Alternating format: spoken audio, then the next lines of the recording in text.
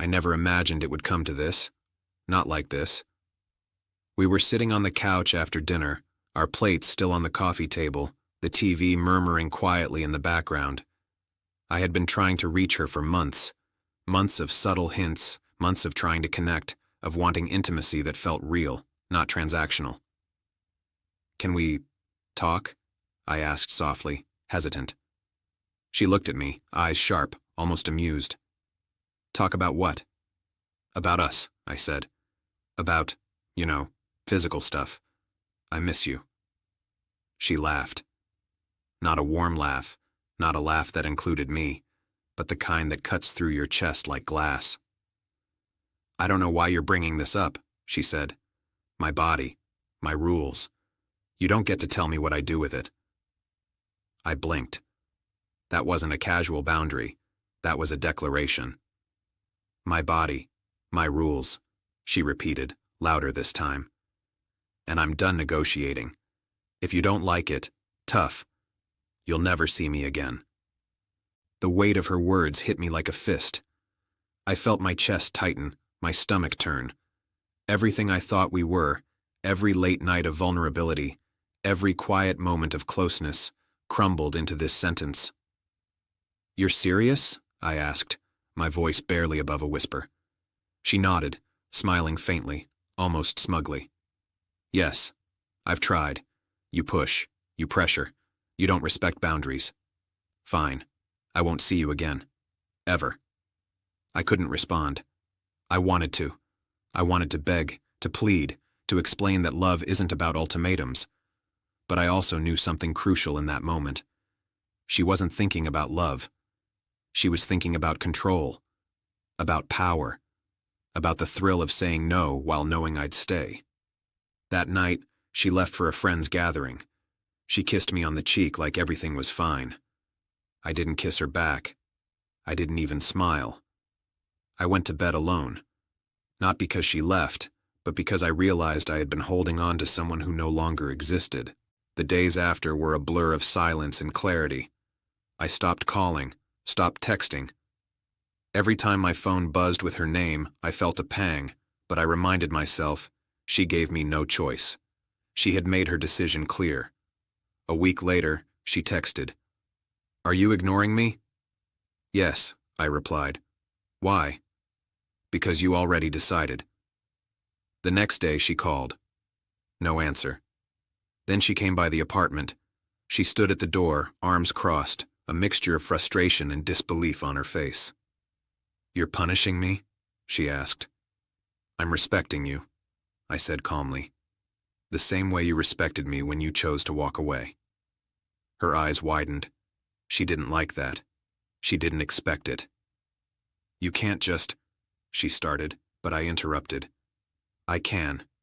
Because I'm done chasing someone who treats me like an option, someone who thinks ultimatums are love. I gave everything I had. My heart, my trust, my time. And you threw it back at me with a sentence." She looked away. For once, the smugness was gone. For once, she realized she had lost control of me.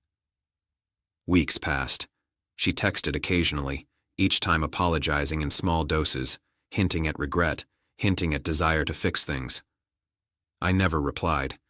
She tried showing up at my work, at my gym, at places she knew I frequented. I avoided her. I stayed calm. I stayed steady. One evening, I received a package at my door. Inside was a note and a small gift, her attempt at reconciliation. The note read, "I know I hurt you. I acted selfishly. Please let me explain. I miss you." I held the paper in my hands. I felt a flicker of the old love, yes, but I also felt clarity. She didn't miss me because of me. She missed the attention, the control, the thrill of being desired without giving. I didn't respond. I didn't take the gift inside. I left it on the porch. Months later, she finally showed up at my door, standing there like the woman I once knew, but with tears streaming down her face. "I was wrong," she said. "I can't believe I said that. I can't believe I meant it. I want us back." I looked at her, really looked at her, for the first time in months. And I saw the truth. She had learned nothing. She had only realized she wanted control back, wanted validation back. She hadn't learned respect. She hadn't learned love. "I don't exist for your rules," I said firmly. "I don't exist to prove myself worthy of someone who thinks ultimatums are acceptable. I don't chase. I don't beg. I don't negotiate love that's one-sided." She gasped. I could see her scrambling for words. Please." "No," I said. "You made your choice. Your words were clear. And now I'm making mine. You will never see me again if you can't respect me. Not for a night. Not for a week. Forever." I closed the door. The sound of the lock clicking shut was like music.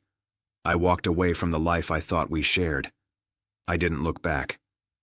Because here's the truth nobody tells you about betrayal like this. It's not the cheating that hurts the most. It's the casual cruelty. It's the deliberate disregard for your heart. It's the way someone can hold you close one moment and destroy your trust the next. I had given her my all, and she treated it like a negotiation, like an argument to win, like a game. I refused to play. I spent the following months rebuilding myself, learning that love isn't about pushing someone into compliance. That intimacy isn't about control. That respect and consent aren't ultimatums. They're the foundation of any real connection. Every time I think of that night, I hear her voice echoing, "My body, my rules." And I smile. Because her rules were never about me. They were about her. And I finally realized something important. I am not a resource.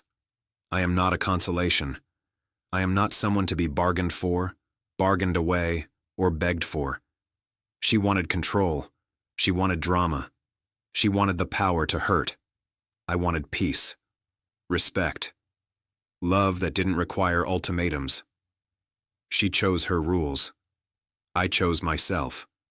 And in that choice, I found freedom. She will never see me again. Not because I hate her. Not because I want revenge. Because I finally respect myself enough not to return to someone who doesn't. Some lessons come late. This one came in a sentence, in a laugh, in a declaration that could have broken me. Instead, it made me whole. And that, ironically, is the moment I finally let go.